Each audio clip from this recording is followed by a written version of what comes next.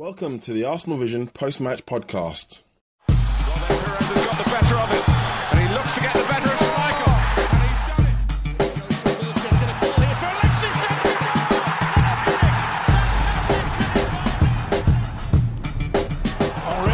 Sanchez. We know what we are. We know what we are. XG champions of England. We know what we are. This is the Arsenal Vision post-match podcast. My name is Elliot Smith, and you can block me on Twitter at Yankee Gunner. Okay. Second place XG in England. We know what we are. But you know what? City are like far and away better than everybody else. So being second in XG is kind of like being first. So essentially, we're the XG champions of England. We know what we are. And I know who's here. I know who they are. It is Tim. You can find him on Twitter at Stilberto. Hello, Stilberto. Hello there. Hello there indeed. And Clive's on Twitter at ClivePAFC. Hello, Clive. Hello. Paul backed out at the last minute, which I can tell you is a good policy also if you want to avoid having children. In any event, we're going to cover, I think, arguably the most interesting game of the season for any team, but more importantly for us.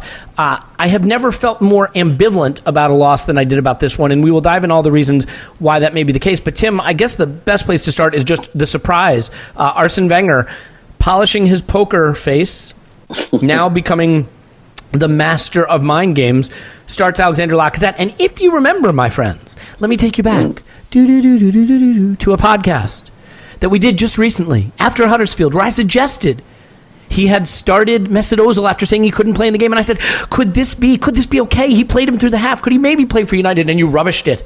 But in fact, he did. He started Lacazette. So, all kidding aside, how stunned were you?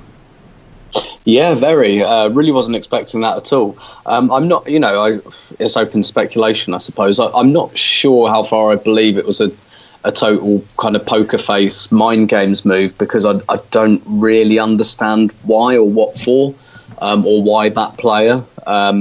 It does kind of seem to me like I don't know, like the extent of his injury just wasn't actually that bad. And also in that discussion, because it's funny you say that, I listened to the podcast today, i.e. Sunday, after the Man United game, and in that discussion we kind of talked about, well, why on earth did he stay on for the whole half if he had a groin injury? And we'd probably got our answer, because it wasn't actually that bad. And he might have souped up the extent of the injury afterwards, but I think it's perhaps a bit far-fetched that he took him off at half-time and stage managed it to that degree. But they obviously kept it a bit of a secret that he'd trained on Friday, because he didn't turn up in any of the training photos or anything like that. So from that point, yes, there was probably a bit of kidology going on.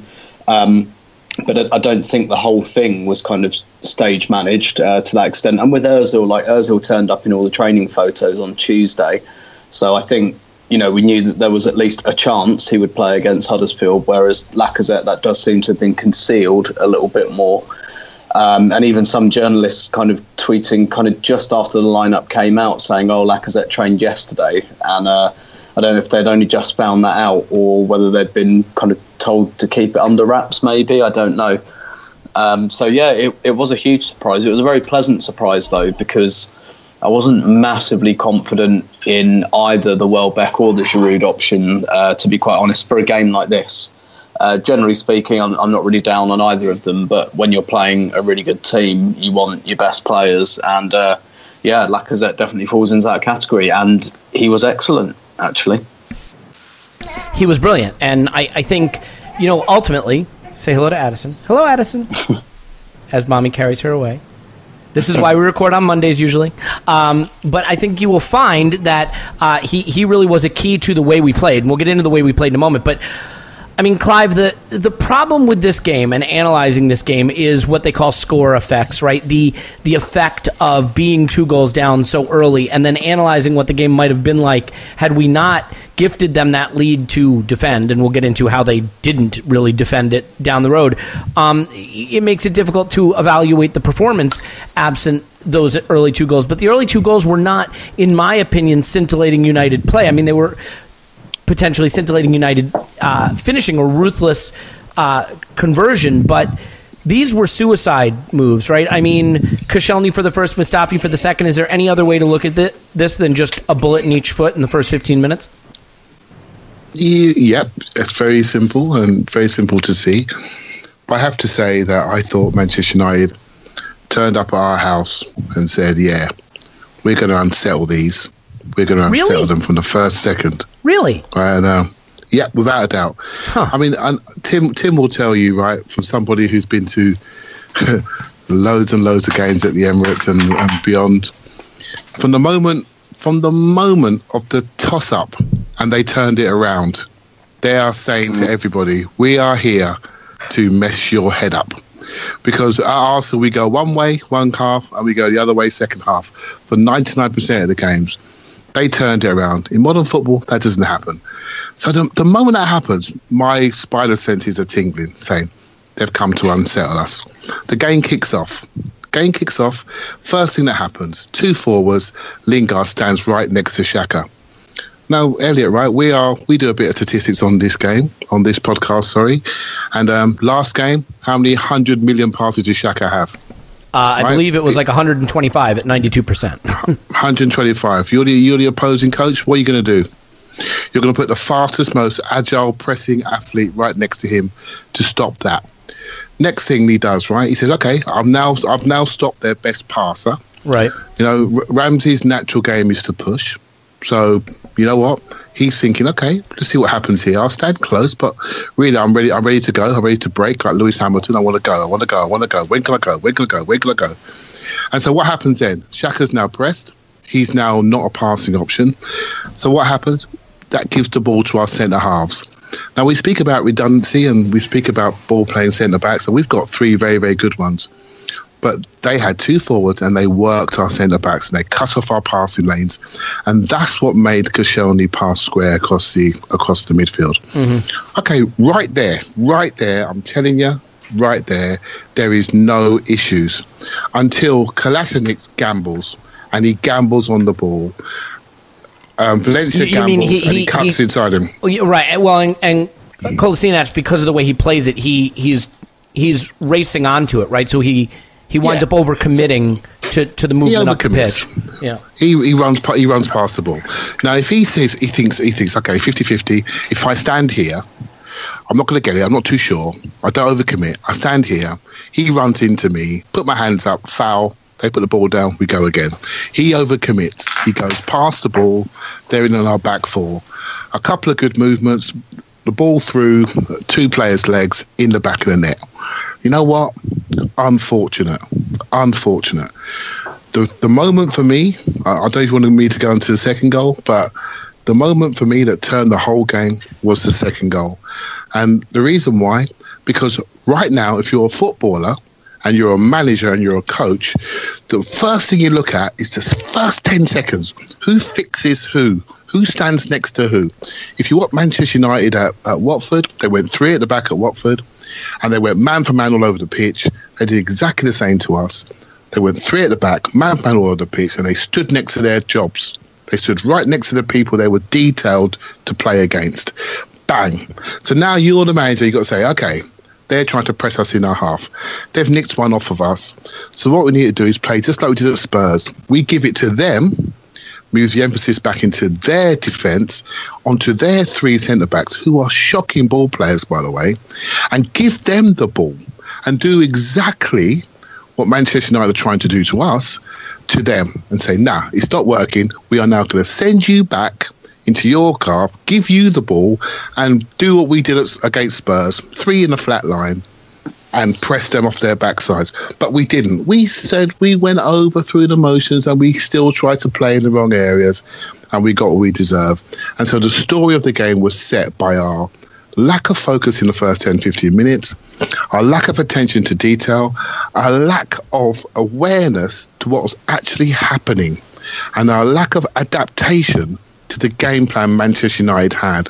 And that's the failing of this team on the day. We took too long to work out what was happening to us, and Manchester United got maximum reward for starting out with a game plan that really took us off our rhythm. Yeah. And then we were 2-0 down. Gosh, it's so hard for me to see it that way in the context of what happened after, but I take your point, and I think there were warning signs against Huddersfield. The funny thing is this game had a lot in common with Huddersfield. Us playing some scintillating attacking football, but some really sloppy, reckless play at the back that gifted them chances. I mean, if you think back on that middle 30, and Tim alluded to it last pod against Huddersfield, they could have made it 1-1, 2-1, 3-1. I mean, there were chances there with sloppy giveaways and overcommitting and going to ground in challenges that were, half-hearted. And Huddersfield weren't ruthless. I mean, we're a little unlucky against United because at the end of the day, if Czech gets his legs closed a little or that ball doesn't go through two legs, I mean, if we can keep one of those out, it's a different story. And unfortunately, we didn't. They were ruthless with those two early chances. Now, Tim, I think there are a lot of things to unpack here, but the first thing we have to do is address what I think you believe is a conspiracy theory, and I am kind of in your boat, although I'm here for conspiracy theories. The Mustafi injury, I mean, I don't get it, right? He screwed up. He absolutely screwed up. But then there's this sort of internet rumor going around, or theory going around, that he took himself off because he was embarrassed. That he wasn't injured, that the injury was his pride, and he took himself off. Now, Wenger didn't do a lot to dispel that theory in the sense that when they asked him after the match what's wrong with Mustafi, he said, I don't know what's wrong with him. I mean, look, we've heard Wenger speak about injuries, especially after a frustrating loss. Sometimes he'll be like, it's a bad strain, will be without him for a while, or I think it's a calf, but I haven't had a chance to talk to the physio. I mean, it's rare they say I don't know what's wrong with him. I mean, I'm not here to suggest that he took himself off because he was embarrassed, but I mean, do you want to just kind of give your thoughts to that theory for a minute? Yeah, I mean, he was treated twice against Huddersfield, I don't really get. Basically, I think there's a lot of reading into things going on. So, Wenger said, I don't know what's wrong with him. Can't it just be that he doesn't know? He doesn't know. Does it have to be like a backhanded, I don't know, as in there's nothing wrong with him? It's a weird answer, though, right? I mean, I'm certainly said it before. I'm certain he has. So I can't cite a specific example. I'm certainly said that before. But it's one of these kind of confirmation bias things where it's not helped by the fact that we were ready to let him go in the summer. He wanted to go to Italy. Again, I'm not saying he came off because he was embarrassed. I'm just saying you add 1 + 1 + 1, and eventually you wind up getting more than 3. It all builds. But also, he's been brilliant in the games building up to this as well, and it was all about how we hadn't conceded a goal and hadn't lost the game and stuff, I mean, he made a big error. Is the goal entirely on him? Is that his error? It's mainly on him. I also think that Granit Xhaka delays that pass to him for an absolutely interminable amount of time for reasons I can't fathom. But that said, Mustafi still should have dealt with it easily.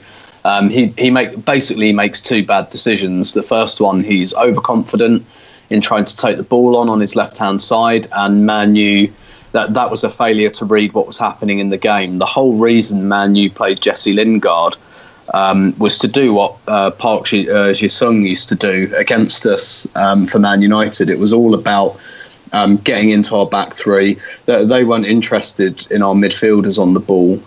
Even really Xhaka, they were interested in getting on the back three and stopping us from building. And so it was a bad reading of the situation to think he could take another touch and on his left side. And he instantly transitioned from overconfidence to panic. But like I said, he was treated twice against Huddersfield. He was limping quite a lot in that game.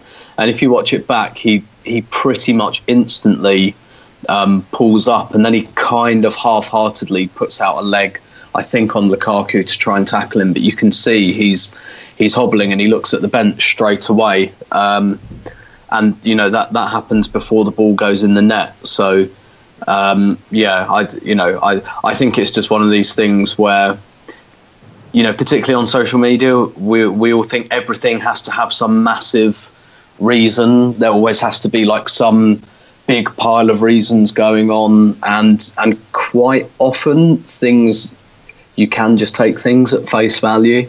I think also because we're quite competitive on social media, We're competitive about spotting things that other people haven't, to kind of give ourselves some gravitas and say, "Oh, look what I spotted! Look, like at my analysis." You mean like if someone on a podcast spotted that maybe Lacazette's injury was not real and he was actually going to start against United? Yeah, so, that should be something avoided. like that. Yeah. But like we all compete with one another to spot things that that other people haven't, and I just tend to, when I was so earlier in my career, I had a little bit of training to be an investigator. And it wasn't for me, but the training was very, very useful because it teaches you a lot about critical thinking and the directions your brain takes you in sometimes. Because, and if you're investigating a case, for example, you're told your brain will try and lead you down all these little alleys because you're always looking for a reason that something's happened. And actually, quite often, you can just take things at face value. Not always, but sometimes when you're trying to find an answer, you'll ask yourself the wrong questions, basically. And it's sort of confirmation bias, kind of. Yeah, exactly. I kind of think that that's what's going on here, to be quite honest. But let's see, like, how long he's injured for. Yeah, and look, I am of the opinion that he was injured. I have never in my life, I shouldn't say my life, but heard of a player taking himself off because he's embarrassed he made a mistake. I mean, you don't become a professional footballer and a German international with that kind of psychological constitution like that. That's just not humanly possible. I mean, it is possible that maybe there was a minor injury, but the manager felt at 2 goals down it was time to switch to a back four. And Tim, we did switch to a back four, and Iwobi came on. I mean, we'll get to how well we played, but were you surprised that he made the move when Mustafi came off to go to a back four? I was initially, but then I thought about it and I thought, right, we're 2-0 down quite early on, so we're going to spend pretty much the rest of this game chasing it.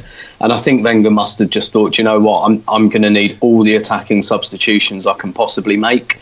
And he probably didn't want to go to a back four that early, but he probably just, if it had been 1-0, I don't think he'd have done it. But I think he just thought, he looked at his bench and he thought, I've got like four decent attacking options on the bench here, and I want to use at least 3 of them when we're 2-0 down. So it initially it surprised me, but yeah, when I thought about it, I thought, well, he's got to make 3 attacking subs really at some point. So he, from his point of view, probably didn't want to waste one going like for like on a centre back. Yeah, I think the move ultimately proved to be the right one, at least in the pattern of play and the way it went. And Clive, this is where I take issue with anyone that talks about score effects. So you could easily say, of course we did all the attacking. Of course we had 75% possession and 33 shots on goal. United had a 2-goal lead. They were able to sit back, park the bus, and play on the counter, right? That's the narrative answer. That the 2-goal lead played into Jose's hands and allowed him to park the bus. You guys have watched us play Jose's teams in the past, have you not? You've seen his teams toy with us. Yep. You've seen his teams park the bus against us, frustrate us, make us pass laterally for 90 minutes without ever getting near their goal while they just pick us off on the counter. We've all seen that, right? This wasn't that. This was them crisis defending for 90 minutes while we peppered them with big chances, while we produced an XG of nearly 5. This was David De Gea setting a Premier League record for saves. This was players not finishing chances they should finish, by the way. I mean, the sort of curled past finish from Xhaka past the bar after multiple misses, the double miss from Lacazette and Alexis, which admittedly included brilliant saving from De Gea, but probably should have been put away. I mean, chance after chance after chance goes begging, not to mention penalties that should have been awarded. Clive, I think the cause for optimism is that we have looked like a scintillating attacking team when our big 3 plus Ramsey are starting together. And Scott and I covered that in the last stats section of the pod, and this will have done nothing to dispel that. How encouraging was are you of the opinion that no, they had us, they were sitting back, or was this a little different? Was this a special attacking display despite the 2-goal deficit?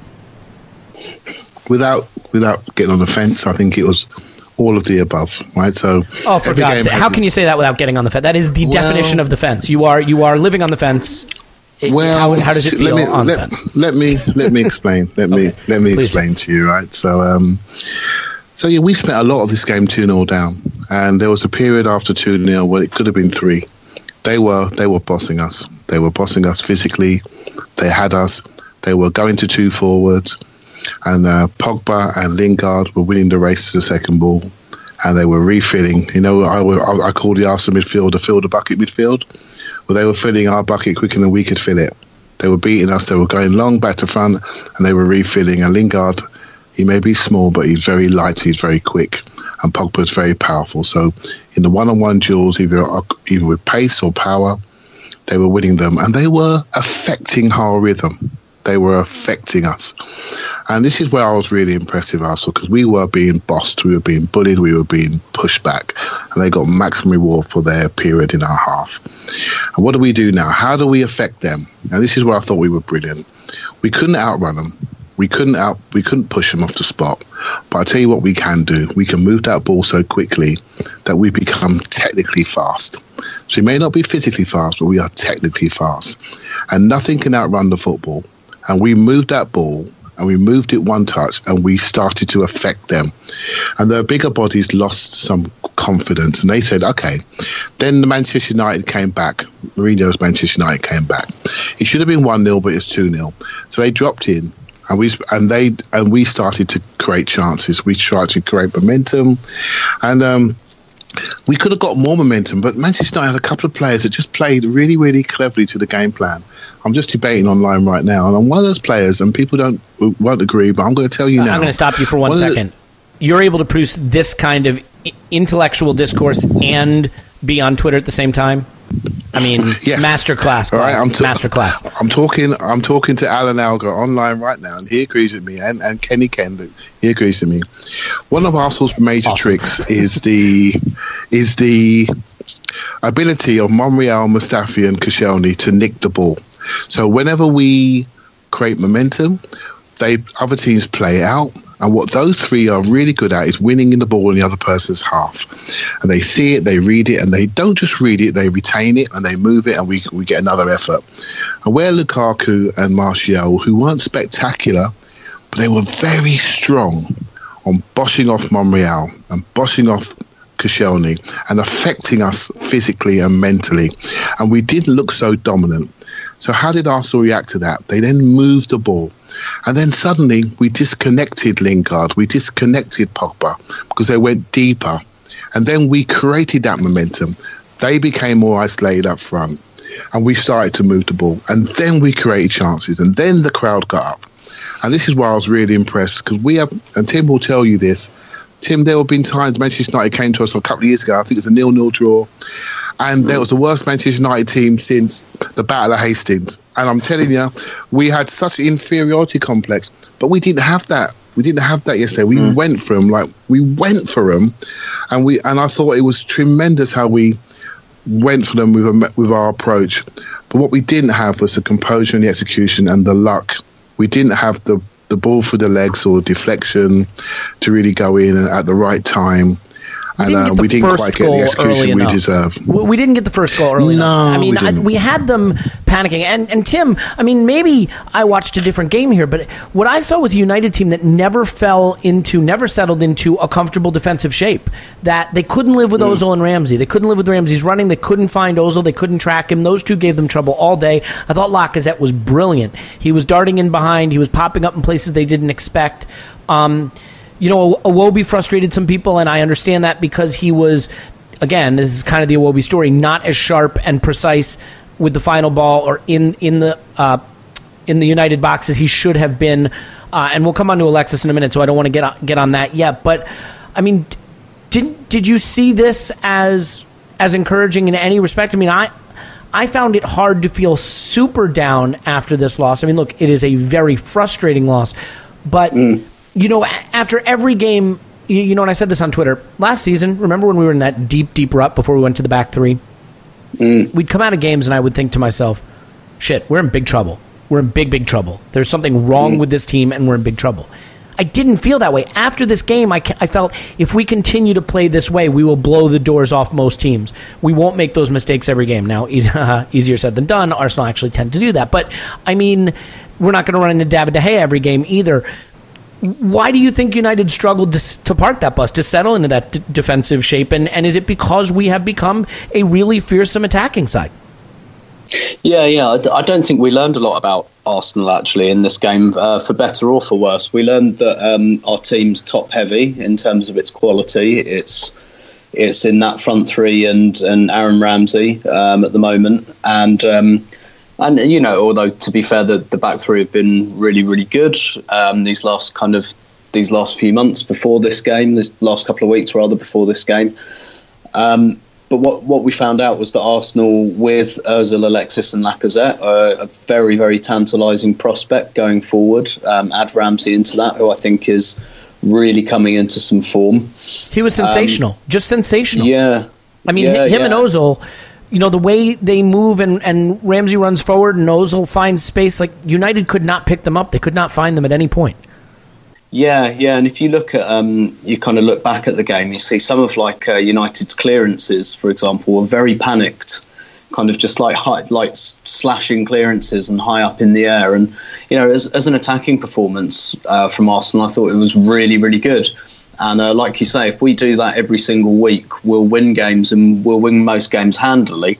The problem we've got is that once again, we've shipped 10 goals to Liverpool, Manchester City and Manchester United, and over half of them have been as a result of us giving the ball away in our kind of defensive third. I hate throwing Liverpool into that group just because I think that game is an outlier and is not representative. And I also am frustrated that the manager chose. I mean, again, this is my little agenda, my little bone to pick. But the fact that he didn't pick, you know, that big three group up front to face City was frustrating. Yeah. I mean, this was the first time we really saw Arsenal, a fully fine-tuned Arsenal attack, go against a big side, and I think that's what's encouraging, is that, you know, apart from the 2 feet we shot ourselves in early on, we looked every bit as good in that half, the attacking half, as we could have. Yeah, in the attacking half certainly, but the problem is we've just got a bit of a crater in the middle of the pitch where we don't pass the ball well enough. We're technically not quite at the level that we should be, because we actually do this a lot, turning the ball over inside our own half, often under not very much pressure either. You know, we did it against Stoke and we lost the game at Stoke for that exact reason. So is it because there's only one option? Punished. Is it because Shaq is the only option for the defenders to give the ball to, that we don't have the two in front of the defense for them to give it to? Because as we discussed on the Huddersfield pod, you know, like Ramsey and Xhaka are told to kind of push on, and it's the centre halves then who've got to make the kind of the moderate value passes through the lines, and Man United recognised that, which is why they ignored the central midfield two. They weren't interested in pressing those two. It's the centre backs that they wanted to get on top of, because Mourinho recognised that that's where Arsenal build their game from. You know, a similar principle to kind of, I think Mourinho's Chelsea might have like man-marked Arteta or something. And it's a similar principle, that there isn't like a go-to, and Ramsey and Xhaka swap quite a lot, so there isn't someone in midfield they can sit on, but it's all about, you know, getting on Mustafi, getting on the centre halves, because they're the ones who are expected to stride out and build the game. And United recognise that, and you know, so and also some of the players that have made these errors are not the players you'd expect. So against Liverpool, it's Bellerin that gave the ball away inside his own half. Against City, it was Iwobi, one of our technically more secure players. And it's just overall, there's just a slight glitch in there that we're just not quite technically secure enough. But going forward, we're absolutely frightening. And I know you were saying earlier in the season, Elliot, that we should just play Alexis, Ozil and Lacazette and be damned about, you know, how defensively secure or otherwise that makes us, because that's where our real strength is. And I completely agree with that. But it's just a bit frustrating. You know, I think losing players like Arteta and Cazorla, and like I say, it's a collective thing, so I don't want to pick out individuals, but effectively we've lost Cazorla and replaced him with Xhaka, and Xhaka's not a bad player by any means, but we just miss that that little bit of technical security in there, and some of the decision making. Like Mustafi's a really, really, really, really good passer, but sometimes he makes bad decisions. Whereas you compare with Monreal can play out, not quite as well as Mustafi can, but he can play out. The difference is when Monreal doesn't see the pass, he just goes down the line.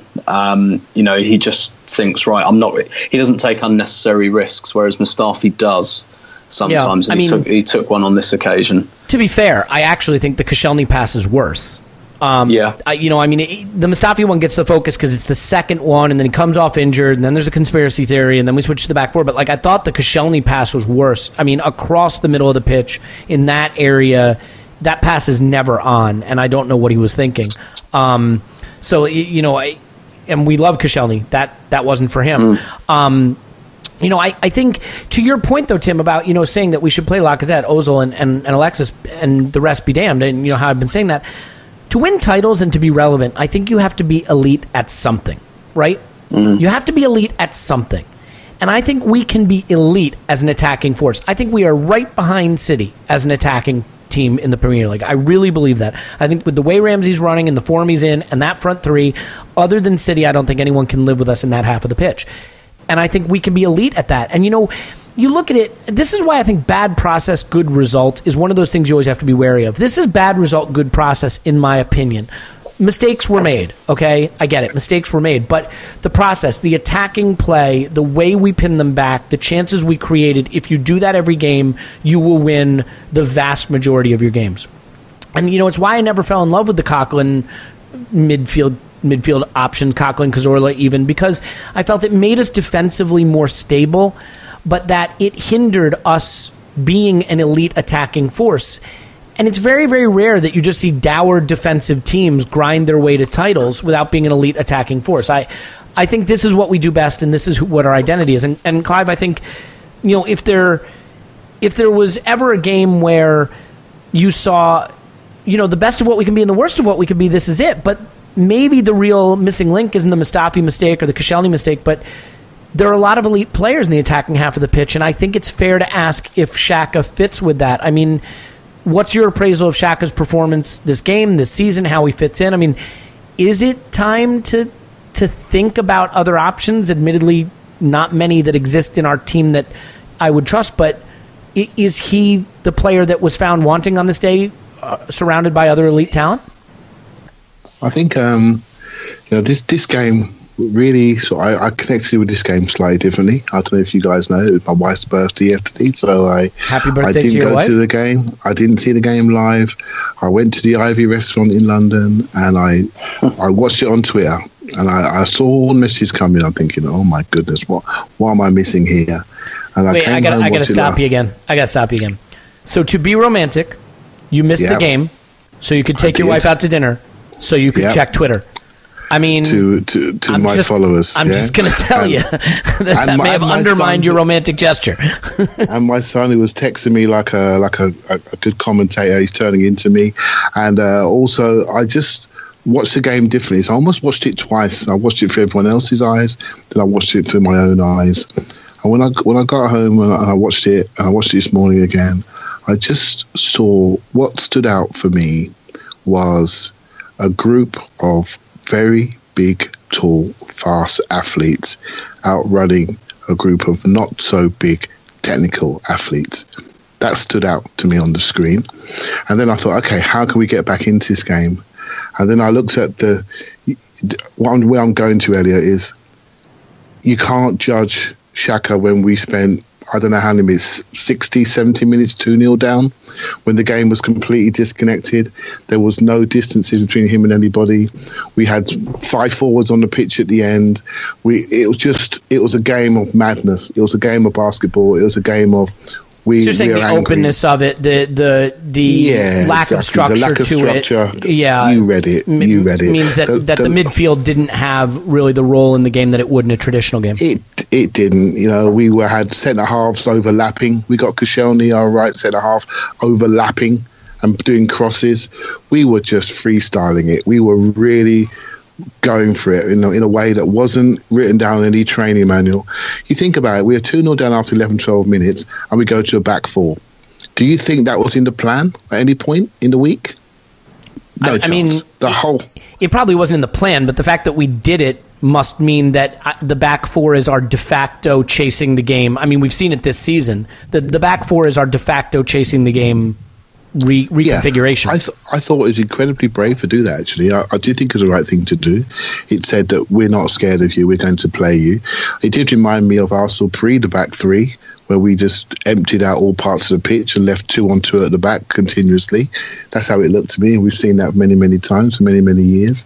Sometimes we get away with it, and we didn't get away with it on the third goal. Right? So it was not a game of structure. It was not a game of distances. It was not a game where you can judge anyone in particular, because the story of the game was defined by not just one mistake, but two mistakes, and being behind for probably, I think there might have been 15 minutes when we were 20 minutes when we were between one goal behind.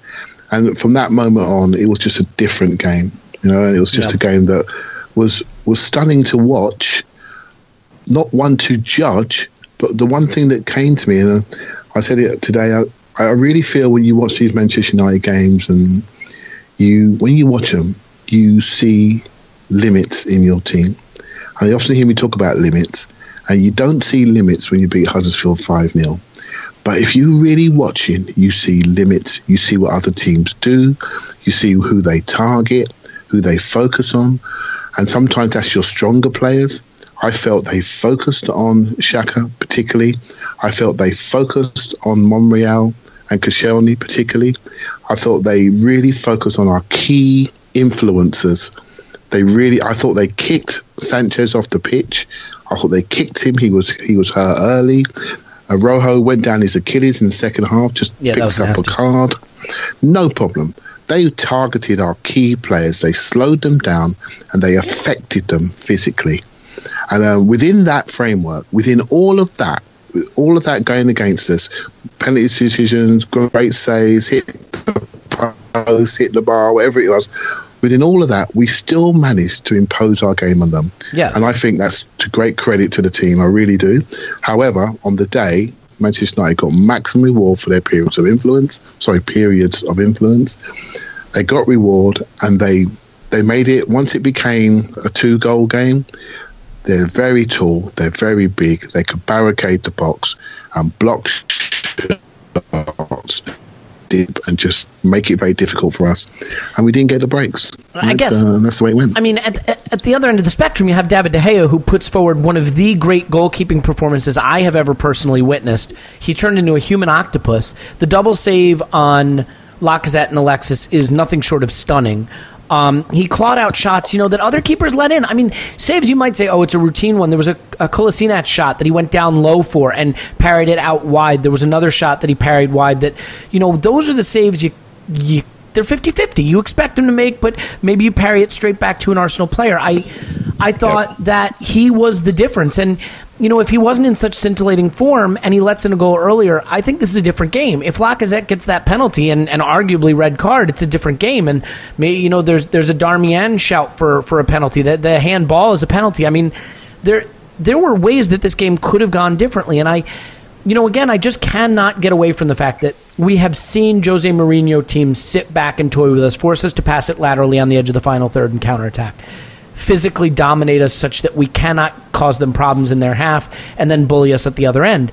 And I just did not see that on this day. I saw runners they couldn't track. I saw ball movement they couldn't follow. I saw technical quality that they couldn't keep up with, and I fully acknowledge that they were missing who would be their starting center back pairing? I guess it would be Jones and Bailey. There's two centre backs. Yeah, exactly. So Bailey, I do think that has to be taken into account, but I also don't think. Well, I was going to say you're not going to get a performance like that from De Gea every game, but he is performing at that level this season. And, it is weird, right? When a player in the attacking half has a scintillating performance, no one says, oh, but he played great, right? When a keeper has a scintillating performance, sometimes it's just because he is a fantastic keeper, and it's a position you shouldn't overlook.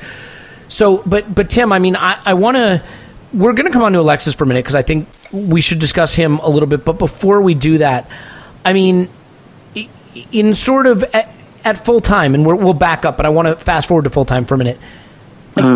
Was the feeling you had the prevailing feeling from this, like sort of the usual misery, here we go again, can't win the big game, or did you find yourself having a hard time connecting with the misery that usually accompanies these?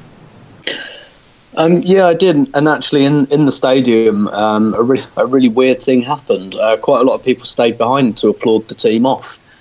And that almost never happens. That's incredible. When they lose. And can I ask you a question? Just a sort of because I think this is almost more important than my initial question, which is, fairly mundane, like most of them. I mean, isn't this sort of what we've been driving at on podcasts for a couple of years now that we've been doing this, that when Arsenal teams play swashbuckling, beautiful attacking football, the leeway that the team and the manager has with the fans is greater, that when they play like this with virtuoso talent in the attacking half doing special things, it isn't just a stadium full of people expecting a result. They appreciate this kind of performance. Yeah, absolutely. So what, the kind of phrase I've used over the last year or so is that Arsenal have gone from beautiful but flawed to just flawed. And actually what we're seeing in the last couple of weeks with this attack coming together is that we're kind of beautiful but flawed again. So there's that. But you're right. Like, and listen, I'm not going to say that all like 60,000 stayed in and it was a rapturous, round of applause. But I noticed, because I kind of drifted away when the final whistle went, and I was kind of walking up the steps, and I noticed, I heard it actually. It made me double take a little bit, that people were applauding and being quite generous. And yeah, I think that tells you a lot about the game, about what people saw, and people would have been mightily frustrated, but it was quite interesting after as well, the kind of the discussion we had in the pub. And one of my friends who's a massive doom and gloomer, and he won't mind me saying that whatsoever, he just came in and I wasn't in the pub with you. He'd put you to shame, trust me. Awesome. But he just said, do you know what, if we play like that every week, we'll blow most teams away. And he said if we played Man U like that another 10 times, we'd probably win 6 or 7. So he was like very philosophical about it. He was just like, I thought we played pretty well, and their goalkeeper had a blinder. I was a bit more. The thing is, I don't really feel like I learned anything. So I think I already knew that our attack was capable of playing very, very well. But I suppose it's because one of my bugbears, my frustration is, the thing I go on and on about is that I don't think Arsenal pass the ball well enough anymore. And the fact that we keep giving these goals away by giving the ball away under very little pressure in our own half is I think, testament to that. So because that's my little bugbear, that probably annoyed me quite a bit. But that made it frustrating for me, rather than, I still think I had the performance in perspective just about, but it's just that I consider that Arsenal's biggest weakness at the moment, and I think it cost us the game. So, fair enough. I wasn't massively sanguine afterwards, even though I could recognise that we'd given United a good game and their goalkeeper had a blinder. But I thought, if you'd have told me on Friday that Arsenal were going to lose because they gave the ball away stupidly 3 times, I wouldn't have been surprised at all. So, I think we accentuated a lot of our strengths in this game, and that's pleasing and encouraging. But I also do think the same old weaknesses showed up, and it's not, leadership or, mentality or any of this stuff that people go for. It's technical, basic technical execution. I couldn't disagree with you. People are very, very quick to go with the old mentality kind of tropes with Arsenal, but which I think is unfair, because we have a reputation for that, which I don't think is, which I think is slightly over exaggerated. But at the same time, we don't get enough scrutiny for the fact that we don't pass the ball well enough anymore, because there's a stereotype that Wenger teams pass the ball well at the expense of all else, and actually this one doesn't. So I was still a little bit disappointed with that, because I saw us concede goals in exactly the same way we've conceded goals in the other big games this season. Yeah, I get that. And I do think, the one area where mentality maybe did play a part in this is, I thought early on De Gea set the tone for the performance he was going to have, and maybe he got into our heads a little, because it seemed like the players knew, I'm not going to beat him. I'm not, there was there was a pressure that you could feel with every finish, with every shot. And some of that I get is that you're trying to score 2 goals with every shot. You know what I mean? You can only score 1 goal at a time, and sometimes I felt like we were trying to score so desperately that we were trying to score 2 goals at once. But I also think maybe De Gea was in their head a little bit. I just have no idea how he made some of the saves he did. The Alexis one, wasn't great. Let's do this. I want to talk about Alexis a little bit. Let's get to Scott. Let's let him give you the statistical breakdown of the match, and then we'll come back and I will let Clive tell me more about how terrible this game was and how romantic his date night was. We'll be right back after we talk to Scott.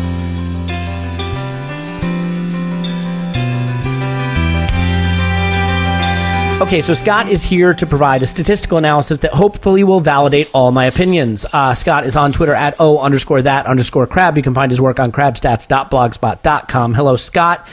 Hello. Yeah, I'm having a bit of a problem, you see. I'm being told, most notably by Clive, that we weren't as great, as world-beating, as sensational as I thought we were. That while we did shoot ourselves in the foot, I felt that we were the all-conquering attacking force I always hope to see from us. So I would like you to cover the match in a way that will validate my opinions. Fire away. Oh, that's always best to have our opinions validated. That's what Twitter's for, right? Yes, and apparently while choking to death, yeah. Yes. So the match ended up 3.9-2, at least according to my model. I've seen other models that's had it as close to 5 in the favor of Arsenal. I know when I looked at my expected goals based on shots on target, which Arsenal got 15 this match, it was 4.6.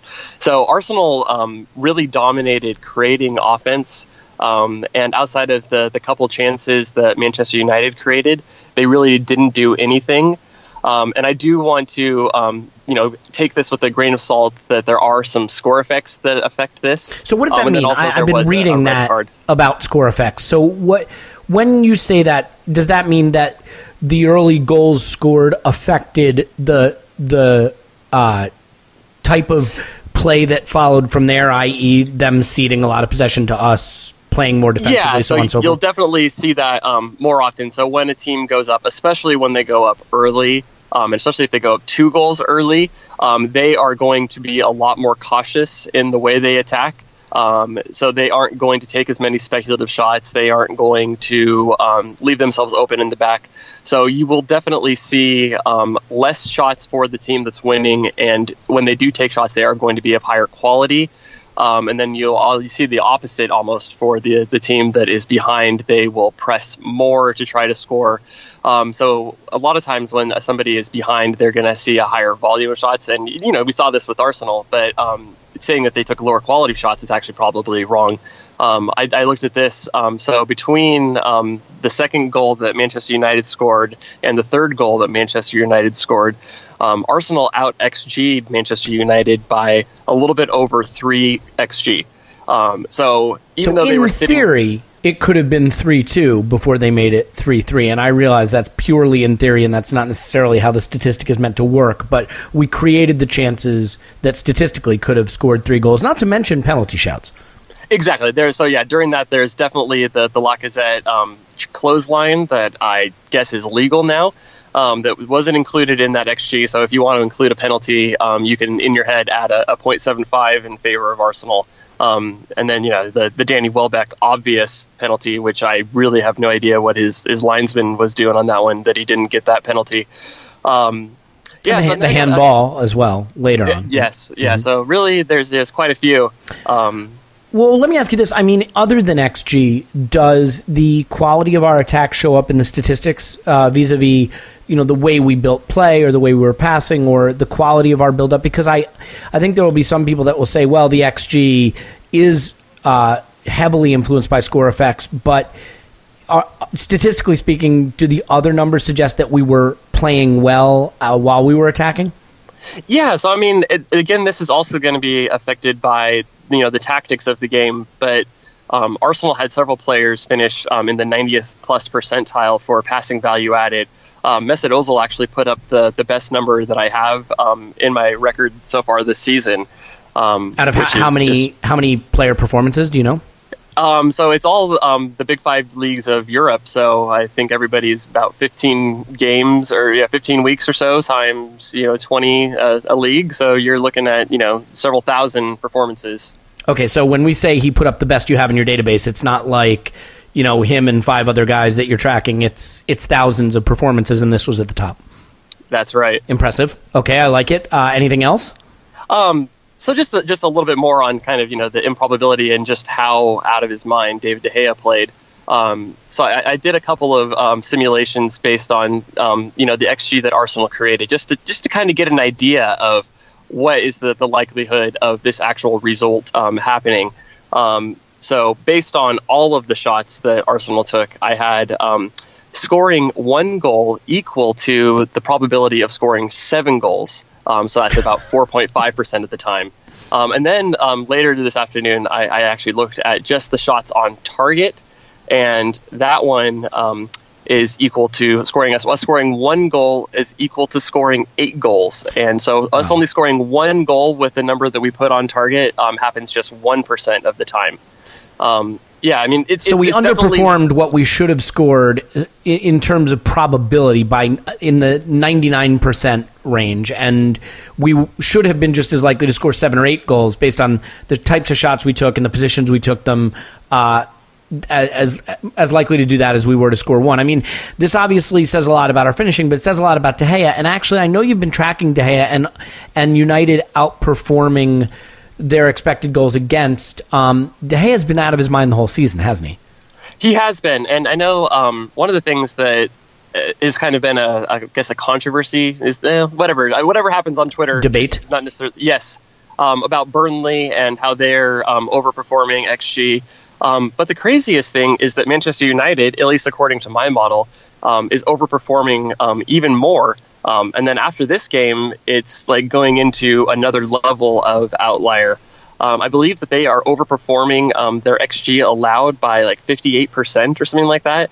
So it's one of those things like you look at the number and they're overperforming by 8 goals. Wow. Let me ask you this. That looks like a lot, but when you think about it as a percentage wise, that's even more crazy. So if that's like a season where you might concede 20 goals, so that'd be like you're overperforming your expected goals by 20 or 30 goals, which is just absolutely crazy. Right. So let me ask you a question then. I mean, this speaks to the value of a goalkeeper at some level. We think De Gea is a quality keeper. So let's say David De Gea is the Lionel Messi of goalkeepers. Now, I don't think he is. That's not my point. But my point is Lionel Messi can outperform his XG, correct? That's right. And how dramatically does he outperform his XG? I believe that, the top strikers will usually be maybe about 50% above average. Okay. So is it reasonable to suggest that if De Gea is sort of the Messi of goalkeepers, and I realize that the keeper isn't the only thing factored into XG allowed, or XG against, I mean, is it fair to say that this may not be variance, that there may not be a regression coming, and that David De Gea is this good? It's definitely possible because, at least in my mind, goalkeeping statistics are still in the Stone Age, where we're trying to figure out exactly how best to measure. I'm sure if you had some sort of tracking data where you could see the positioning and then comparing where the shot went based on their positioning, you could get a little bit better idea even then of what the save percentage should be. I will say in general that the spread in talent between goalkeepers is a lot smaller than it is between strikers. So you will, in general, see less outliers in that. In general, a good keeper will save in the high 70s at the shots on target. David De Gea right now, I believe, is at 90%. That's incredible. That really is incredible, and it showed up on the day. So, all right, look, it sounds like we attacked well. Mesut Ozil obviously had a great day, and the PPVA stats demonstrate that. The XG that we created from a probability standpoint should have left us, if not winning this match, certainly with a chance to win this match and at a minimum get something from the match. That didn't happen. We know that. And in the wake of this, there's been renewed debate about Alexis Sanchez and whether he fits into the collective. And I think, this was happening a few weeks ago with Mesut Ozil. You and I even went over it because people wanted him in the reserves and they wanted Iwobi to be playing and Mesut Ozil can fuck off and so on and so forth. And now we see, no, Mesut Ozil is in fact a great player. And I feel that backlash has now shifted to some extent to Alexis. And the narrative is that he's too selfish, he holds the ball too long, he gives it away too much, and that we would be a better team without him. So maybe we can dive into a little bit statistically from this match and maybe on the season, the extent to which maybe he is hurting us statistically, but also the kind of output that he is producing, and whether or not we are maybe taking for granted the quality of this player. Yeah, definitely. So one of the other things I wanted to touch on was even in that first 11 minutes where Arsenal shipped the 2 goals. I thought that they actually didn't play that bad. And if you look at the possession stats, Arsenal had the better possession. So I had them on the positive side. They were at 0.6. So, their possession was worth over half a goal. Occurred to United, where theirs is 0.4, and that's even including being gifted the ball by Mustafi and by Koscielny with some boneheaded passes. Interesting. So we're theoretically still playing better than even before they built that sort of platform to sit back. So that's the positive side. So that doesn't include. So if we want to net it out, the negatives that they had. So Mustafi actually had the worst giveaway on the day, which is not surprising. So that was worth 0.11. In the value. So I do my best to have these scale 2 goals. So right there, giving the ball away there is worth about 1/10 of a goal. And then, Pogba actually did his good stuff. And what about the Koscielny giveaway? Because I actually felt that was the worst play. So that one actually is a little bit less bad. So I have that one as a negative 0.05. Okay. But that's just because it was just a little bit further out. So that one didn't quite hurt as bad. And then, so the hurtfulness of the error may have been worse, but that of Mustafi's error may have been worse. But it's still possible that for me to say that Koscielny's giveaway there is a worse decision. But I thought statistically it's less dangerous. Yeah, that decision to pass the ball across your defensive third and hope that nothing bad happens is always an iffy decision to make. Yeah. Okay, so I mean, again, I see your point, but I do think that this is going to become an issue as we get further into the season, and if we keep Alexis through January, there's always going to be this question of where his head's at, and as we start to move away from him because it's almost assured that he will not stay, I think people will start to wipe away or wave away the contribution he makes. So negative and positive, what are we getting from Alexis? Yeah, so I will say on a negative, he gave the ball away a lot. So I have him being dispossessed twice. I have 5 bad mistouches or miscontrols and 26 misplayed passes. So all of this adds up to a negative 0.5 on the negative ledger. And this is all I'm going to, come out and say this is all pretty beta. I created these stats basically just because I wanted to see how today's game really kind of worked out. So I will, reserve the right to go back and revise these as I get more data and I go through the rest of the season because this is something that I'd like to dig deeper into. But so on Alexis, so he was dispossessed once in the final third and once in the middle third. His bad touches, he had 2 in the middle third, 2 in the final third, and 1 in the defensive third, and that's the one that really hurt and was a negative 0.06.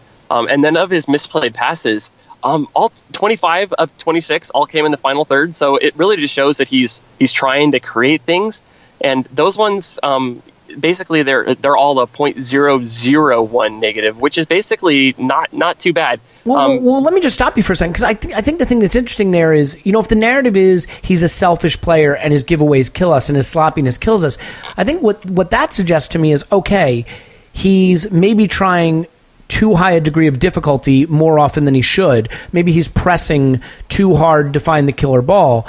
But he's playing a lot of passes in the final third. He's trying to find his teammates. He's trying to create openings, and it's not coming off. I mean, those giveaways, don't sound super dangerous, and they don't sound like the play of a selfish player to me. Yeah, and so, I mean, he is trying to find his opponents, and he actually, he was dispossessed twice, but he didn't, and this is actually something that was a little surprising, he didn't complete any dribbles. So I think he was looking, he was looking to create for other people instead of doing his normal thing where he takes on 2 or 3 guys to try to create his own shot. And then we talked about his negatives, but now we have to look at the other side of the ledger, where his positives were over 1.05.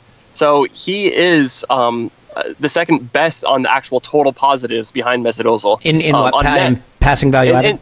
In the total positives. So this would include dribbles, but he didn't have any dribbles. Okay. So just a ledger of positive game contribution and negative game contribution. Yes. So on net, he was, I believe, fourth behind Ozil, Ramsey, Iwobi. So, I mean, he creates a lot of positive. He creates a lot of negative. In general, I believe the positives outweigh the negative.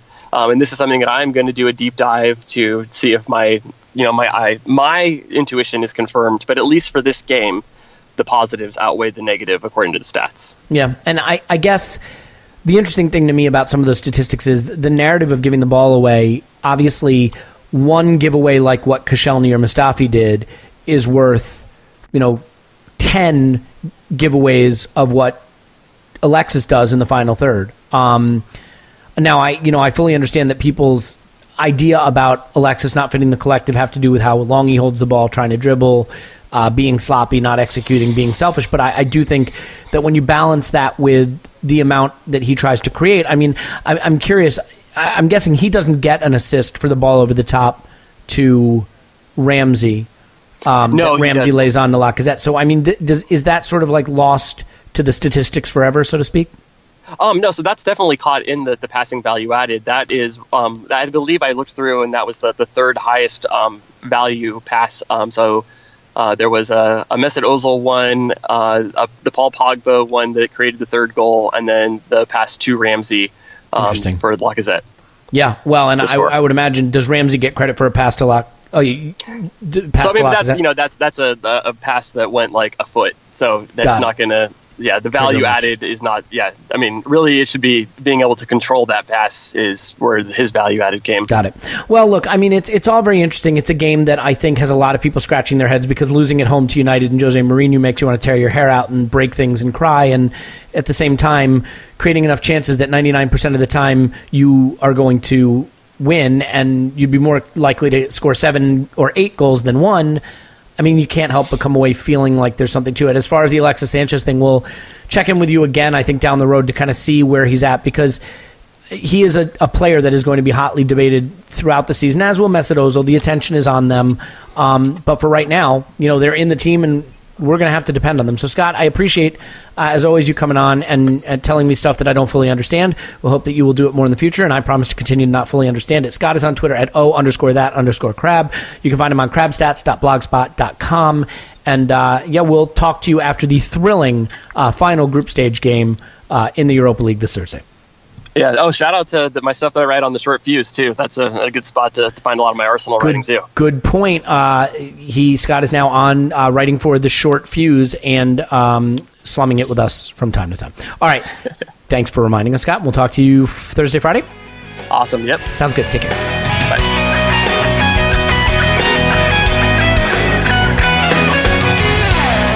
Okay. So I thought that was interesting, but it's only as interesting as what we do with it now.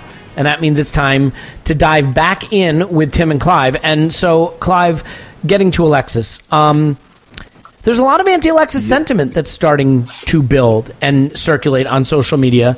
He is a player I have a lot of time for. I don't think it was coming off for him this game, and yet the one goal we scored was beautifully made by him.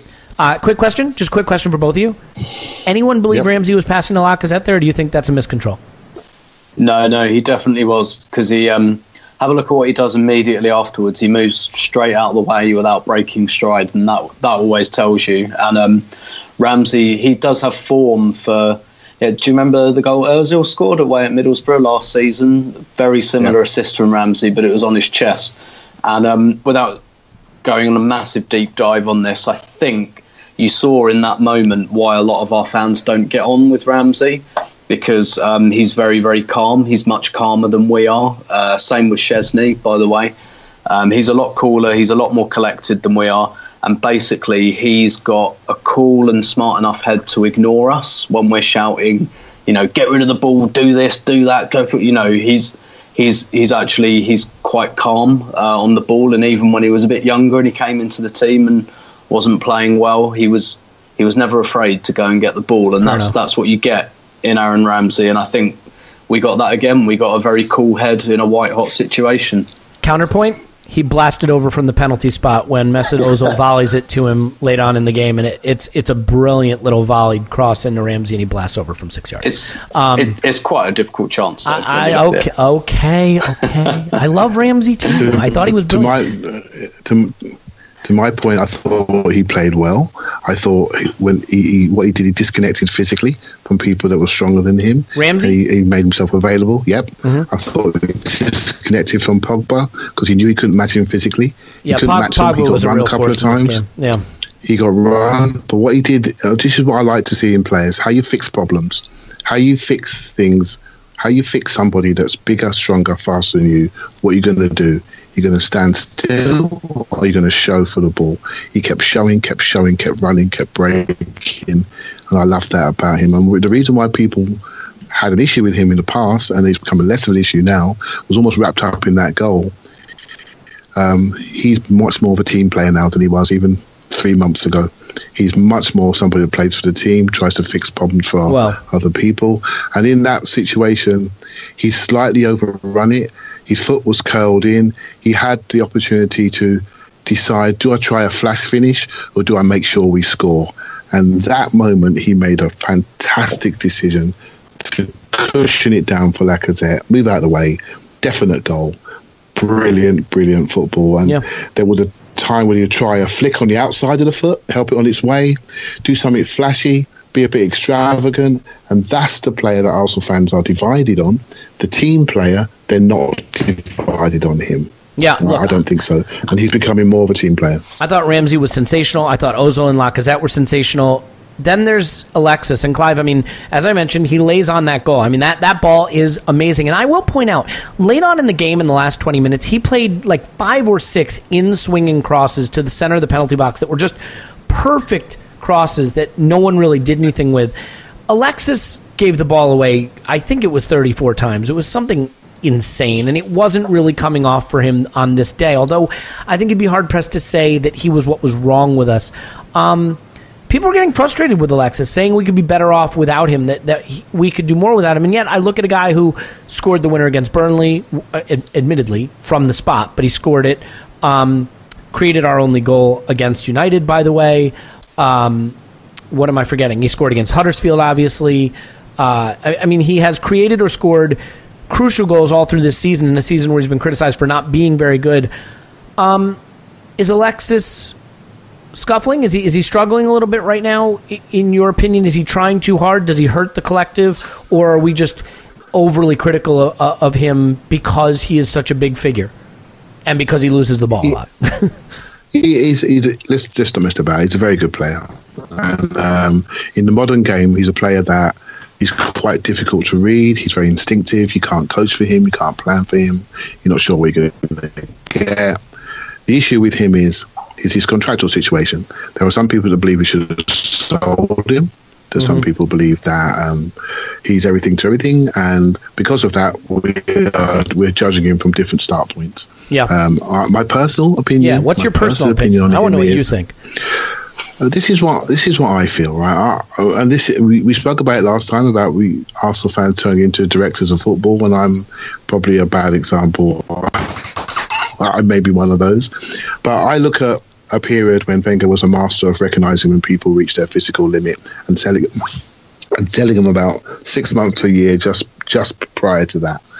I felt, given what he's done for Chile over recent years, and Tim knows that better than me, given the fact he just pushed himself massively physically, given what he'd done for us for 3 years, assisting and goal scoring, there comes a moment we've got to say, you know what, am I going to get more from him next year? And a player that's based on physical movements, constant fitness, maximum motivation, I just felt, you know what, this is the time to cash in. Right? It might hurt us in the short to medium term, but this is the time to cash in. Other people say, Clive, what are you worried about the money for? It's not your money. I just can't help but think about the club's progression overall, and the club's progression overall is normally driven by finance. So I can't help but think that way. I wish I could say it's not my money, and so why don't Gazidis get another deal commercially and cover the money that we lose? But we're not doing that. So it does matter what we're doing, but also the potential effect he has on other people is not always deemed to be positive. So I felt he was the one we should have moved. We should have moved him because I think you can replace the impact, but you can't replace the numbers. I know we're going to go, Elliot. I know we're going to go. Yeah. We can't replace How do you replace 25 goals and 10 assists? You can't do it. You can't do it. I mean, that's what 150 million pounds buys you these days. That's why people spend 150 million pounds. And that's the decision we took. We had Van Persie. We tried to replace him with Jerome Podolski. It didn't quite work. We didn't quite get the output. We managed to stay in the top 4, but nothing like what Van Persie could have given us. If we would have kept him another year with those players that we added, who knows what could have happened. Here we have Alexis. He's not going to sign. We can probably all agree on that. He's not going to sign. So we had a decision to make. Now, personally, I think he's playing quite well. I think he's our spark. I think he's very wasteful. He's also very effective. What's new? Yeah, There's nothing new there. He may be 3 or 4 goals short. That's it. Nothing new. This is the same player. But I do see physical limits. I see a player that's a little bit tired, a little bit not quite as sharp, not quite as quick, and people are starting to read him just a touch more. But he's more likely to go out next game and score a hat-trick, and that's the player that he is. And the reason why the best teams in the world are after him is because he's massively influential, and influence on a game goes beyond the numbers. Right, and I think he's a massively influential player. I know the last podcast you and Tim had a discussion around who would you rather see go? I can't remember the exact question. Who's the harder one to replace, Ozil or Alexis? Yeah. Who's the hard one to replace? And from a team pattern perspective, not output, from a team pattern perspective and influence on how we play, Ozil is a huge player for us. He's huge in everything we do. He is right now. That we play. Clive, I don't disagree. He is right now, but I mean, we're kind of seeing a different Ozil all of a sudden. He's doing it every game. He's running. He's taking games by the scruff of the neck. He's taking a leadership role in the team. He's playing with energy and commitment that I don't think you could always say he has played with. And I realize that those are a lot of hashtag narrative words, but there's no question in my mind that this Ozil is a different proposition than the Ozil we've seen sometimes that kind of drifts through games. Now, I want to make a point about Alexis here, too. I get a lot of people telling me, Tim, and by the way, Clive, next time, look, I realize you have to take your wife out for a birthday. You have to. But maybe for your anniversary, save the money and spend it on your internet service provider because it's killing you. Oh, man. You're killing Sorry, mate. It's fine. It's totally fine. Tim, people will say to me, we should sell Alexis because we'd be a better team without him, that he's hurting the team. And yet, he was in this team that played scintillating attacking football against United, that played scintillating attacking football against Huddersfield, that is in its best attacking run of form that I can remember in ages. So if he's hurting us so much, how are these other players managing to play so well together? Not to mention that, we had 33 shots and we had 5 XG or whatever the hell it was, but the one goal we did score comes from Alexis completely destroying the Manchester United defense with a ball over the top to Ramsey that is picture perfect. I mean, so I know you feel that Alexis was off in this game, that it wasn't coming off for him. I mean, was he bad? Was he just not the Alexis we needed him to be? I mean, what was your appraisal of him in this game, and is he becoming an impediment? Well, normally I completely and utterly reject that. I understand why people say it, but what my point is usually that that basically this team isn't quite good enough for him to be a massive problem. I actually do think he started to stray into that territory against United, and I completely take your point. It was a wonderful through ball for the goal, wonderful cross, but he did try that about 50 times, and I don't think it was always the best option. All right, that's a fair point. Yeah, that's a fair point. But I mean, it's not like we played poorly in attack, and he's you know what I mean? Like, this is what's hard for me, is like, this was our best attacking performance ever, and he was in it, so like, it's hard. You know what I mean? It's kind of hard to say he ruined it. No, absolutely, and I think there's a lot of emotion in this, right? So there's a lot of kind of he's fucking shit, he's terrible, let's get rid of it, and there's a lot of kind of emotional reactions going on, which obviously you're going to get from football supporters. None of us are immune to that. And I think the truth here is probably somewhere in the middle for this game. Usually I come down much heavier on your side on this, but I did think at 2-0 he started to panic a little bit. And he started getting in Ramsey's way quite a lot. And, you know, because of the kind of player he is, it was like, right, give me the ball, give me the ball, give me the ball, give me the ball. And sometimes it was just like, do you know what? We have actually got a couple of other good attacking players who are equally as capable of building the play in the final third as you are. You know, it's fine for you to leave the ball to Ramsey 30 yards from goal because he's in a rich vein of form and his creative game has really come on. And I think that's where he kind of lost it a bit for kind of 20 minutes or so. When it came back to 2-1, I thought that calmed down a little bit. Mm-hmm. But then we just kind of got to this stage. And by the way, it must be said that, yeah, all right, Alexis tried that dink over the top about 50 times. Özil tried it a lot as well, and it didn't come off. Basically, at the end of the game, when it was 3-1, and they had 9 players in their box, and we had Giroud on, which I felt like was a little bit of a bad mix because then Özil started doing it as well.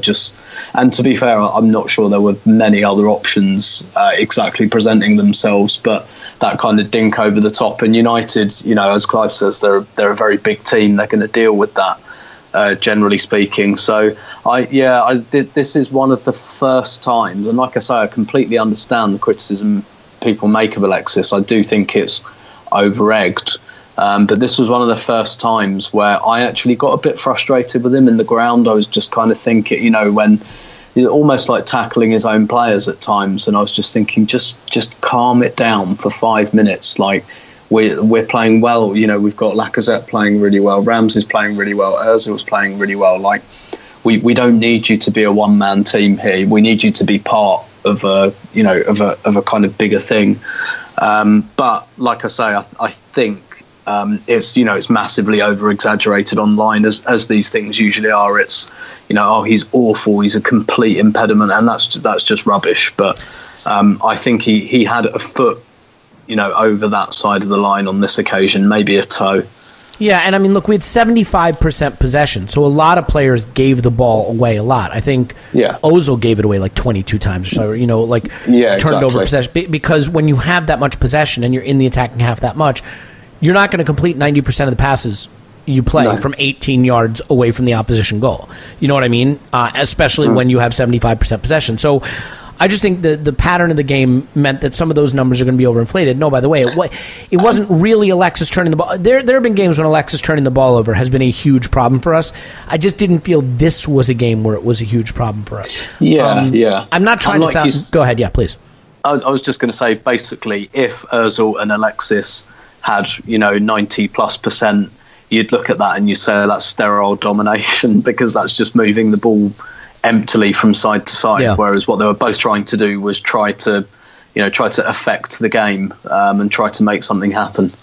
Yeah, I do come across as an Ozil apologist, and I get that, like, some of the criticism I level at Giroud, which is he holds the whole team back in terms of when he's on the pitch. I don't think we play as well, could be leveled at Alexis, but what I would say is you point to a game like this or a game like Huddersfield where we are a scintillating attacking team, and he's in it. So you can't say he's holding it back. You could say he had a bad game, but you can't say he was making us worse because we were in the attacking half. I don't think you can have any complaints with the way we played against United. Or if you do have complaints, I don't know what they would be other than the finishing. Look, I got to tell you guys, I mean, it's frustrating to lose this game, and I think the third goal was kind of a shit show.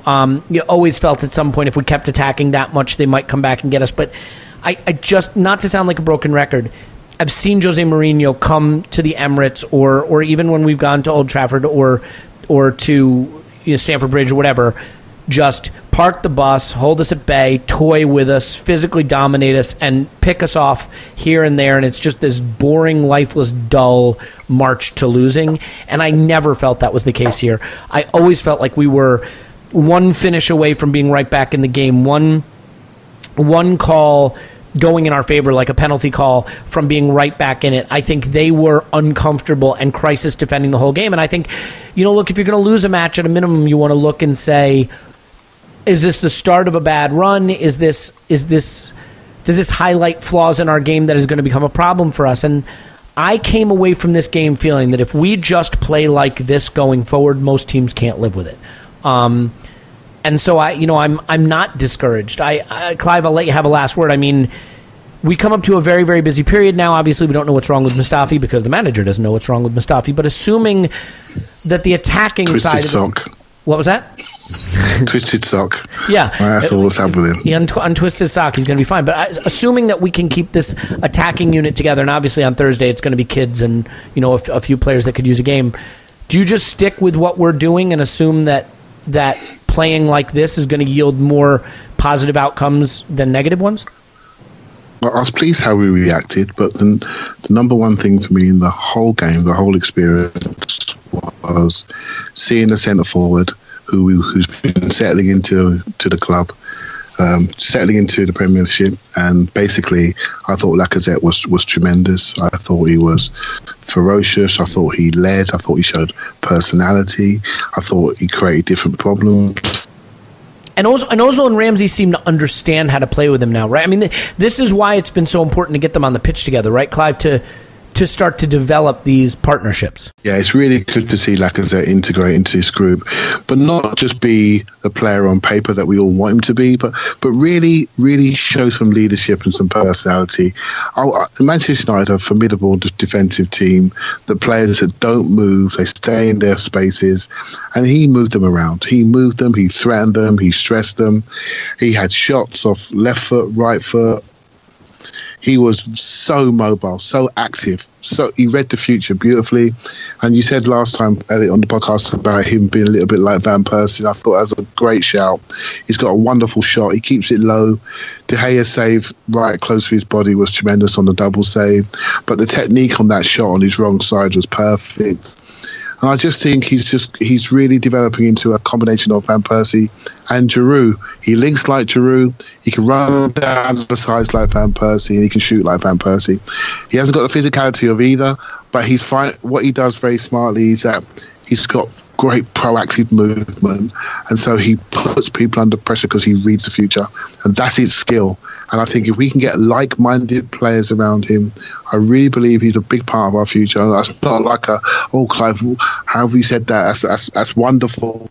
But I think for the first time, I feel confident that he can lead us into the next phase of this team. And I thought he was tremendous on the day. Yeah, no, I couldn't agree with you more, and I'm learning to love this player, and the manager has been careful in how he's used him, but I hope that he kind of takes the kid gloves off now. I realize obviously you have to protect him physically, but hopefully he'll be raring to go the rest of the season. I think the danger for us is we look really exciting in the attacking half of the pitch right now, but I'm not sure how much quality we have behind those first choice. I mean, they're not bad players, but I think there is a drop-off. We'll finish with this, Tim, just really quickly. I mean, you come away from a loss and usually it's all doom and gloom. I don't think that's the case here. So do you come away with from this worried that emotionally it may be too much for the team to recover from, or do you think that we will lift ourselves as a result of this incredible attacking display that we put on the last few games and just go from strength to strength in the matches to come? I think even if we attack 70% that well, it will be enough against most of the Premier League. And we maybe our flaws won't be highlighted so well. Not just the fact that Manchester United took advantage of every single one of those mistakes. It's more that perhaps on another day we don't do that 3 times. Maybe we only do it once, and there's a different outcome. So. I'm not. I wouldn't say like I'm massively enthused, but I'm certainly, my excitement for the rest of the season is not diminished. I still think the big upside for us is that Ozil, Alexis, and Lacazette is in its very early days. I think that was only like their 4th game together, maybe. And if all 3 of them have kind of been handled a little bit with kid gloves in the first half of the season, and the big potential upside, if we keep them all fit, is that we've got a whole half a season ahead of us where those 3 can really, they can really cement their partnership, and all 3 of them can kind of lift their individual contributions. We're already seeing it from Ozil. We're beginning to see Lacazette really be at home in this team if Alexis can come back to somewhere closer to where he was last season as well. And if those three, it's like a rising tide lifts all boats kind of thing. If those three work on their partnership, then it's not unreasonable to suggest that they'll all get better, and that's a big upside for us. And they should all be relatively fresh because they've not been playing in Europe, so we can really use that to our advantage. And I don't think this game really affected my thinking on that either way. Yeah, I think that's right. And ultimately, I mean, my hope is we don't sell anybody in January. I mean, I get why it's nice to make money, and I get why we all want to play director of football, but I think this team can still do some really special things this season. I realize special would be the title, and we're not going to get there, but I think we can have a fun season to watch, that we can put on some brilliant performances, that we can get back into the top four. I hope this team stays together till the end of the season, because at a minimum, I think we will get to enjoy some things that we haven't been able to enjoy, namely some really breathtaking attacking football between now and the end of the season. In any event, I mean, it's an interesting way of discussing a loss, and there were a lot of events we didn't even cover. The Pogba red card, thankfully Bellerin is okay. Duncan Castles is furious with him for the way he went into that challenge, and I can totally understand that, Duncan. It's fine. Give Jose a kiss tonight before you get into bed. Anyway, let's leave it there. We've got kids playing in midweek, would be my guess. And then, we'll get to see. We'll get to see if emotionally this loss took something out of the team, or if we can go and reproduce this kind of attacking football when we go to St. Mary's for Southampton.